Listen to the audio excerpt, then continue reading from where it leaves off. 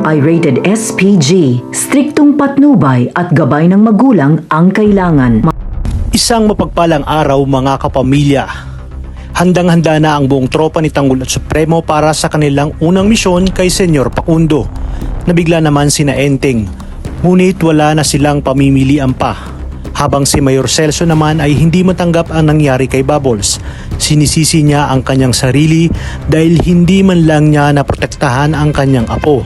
Sinabi ni Tanggol na huwag nang mag-alala si Mayor dahil naipaghiganti niya na si Bubbles at napatay niya na nga ang taong gumahasa dito. Kung kaya't nagpapasalamat si Mayor kay Tanggol dahil sa pagiging mabuti nito sa kanya at kay Bubbles. Sinabi ni Tanggol na nagsisisi nga siya dahil nabaril niya si Rigor. Hindi niya alam na ang kanyang tatay Rigor pala ang kanyang nakaengkwentro.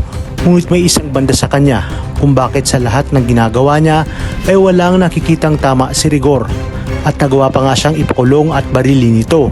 Dumating na ang exciting part kung saan walang kaalam-alam si Olga na ang taong pupuntahan ni David upang paslangin ay walang iba kundi ang kanyang anak na si Bubbles.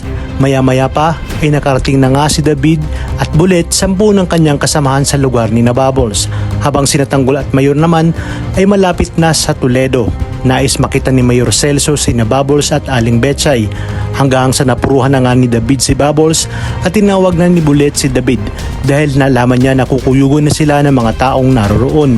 Sa pagdating ni na Mayor at Tanggol ay bumungad sa kanila ang nag-aagaw buhay na si Bubbles.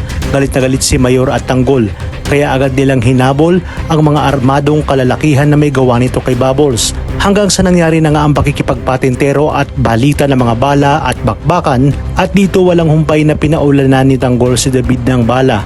Ngunit isang malaking katanungan kung sino kina Bubbles, Mayor Celso at David ang tuluyan ng magpapaalam.